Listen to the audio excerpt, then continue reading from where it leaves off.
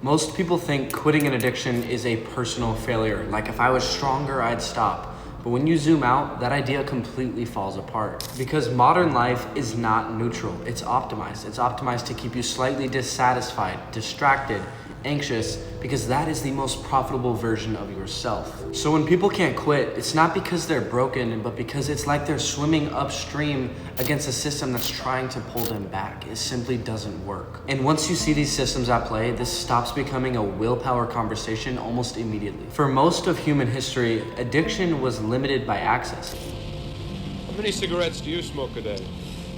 Oh, roughly 20 a day. Are you worried about getting lung cancer?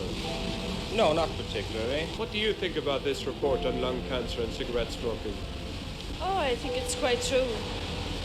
I mean, smoke too many cigarettes, you can't expect anything else.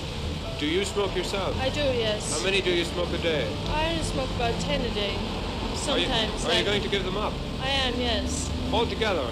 Well, I'll do my best to cut them down anyway. If you wanted something destructive, you had to have friction. You had to either leave your house, spend your money, actually do something, wait. You could not just get it so easily. And nowadays, there's no friction. For example, porn. It's completely free, private, and easily accessible. Junk food is cheaper than real food. Nicotine fits inside your pocket. Drinking has become socially normalized, and social media is everywhere. There is no "you're done" signal. There's no empty plate, empty bottle, or end of night. It's all a continuing simulation. And the part that people miss today is that humans weren't evolved to handle infinite things like this, right?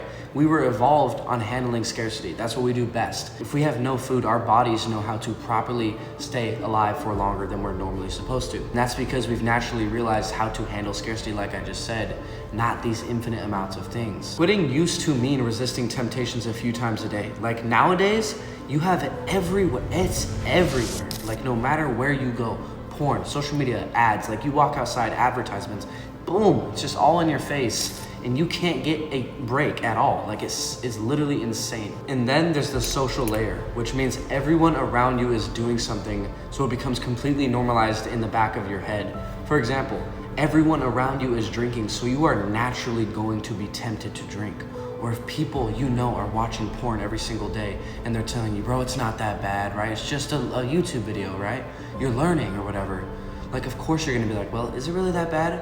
Or if someone's doing something that you don't want to do, but everyone else is doing it, of course, like I said, it's natural human temptations to want to do something. And another great example is people are completely addicted to their phones. You go to the gym, everyone in between their sets looks like this, completely on their phones, not doing a single thing other than scrolling, checking media. It is a non-stop simulation. And if someone ever does anything out of the social norms, for example, eating a good, clean diet, working out, not going out to parties and being a degenerate every single week, not watching porn, being a successful person in their own terms of success, people don't ask how anymore, they ask why. Why are you doing it? Why are you eating on a diet?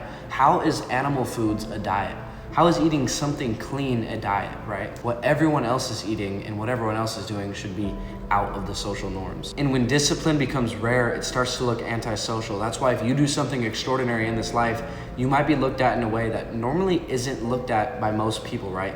You might start to feel a little bit excluded, self-isolated, and trust me, this is completely normal and needs to happen for every successful person. It is like a canon event that just has to happen. And now we're into the identity sabotage, and this is where it starts to get psychological. And in today's society, it's quietly telling people to turn their insecurities into personalities. I'm just an anxious person. I've always been like this. I just have an addictive personality. That's just me. No, that's not who you are. That's just what you've been telling yourself over the last 5 years because you haven't gotten a break. And once a habit becomes who you are, quitting does not feel like self-improvement, but more like self-destruction. That's why if you're ever in a conversation with someone who's like this, they'll defend their habits so aggressively. It's like aggressive. It's like, why are you defending depression with your life? Don't you want to listen to the person who is not depressed? It doesn't make any sense to me.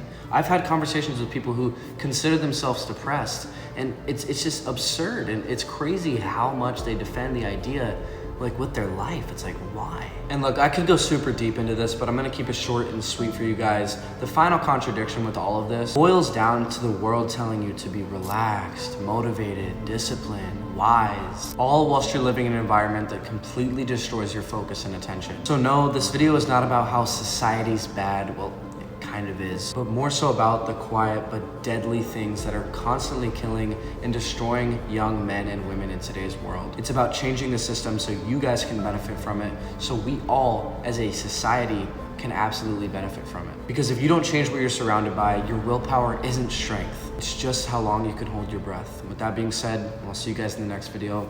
Let's get it.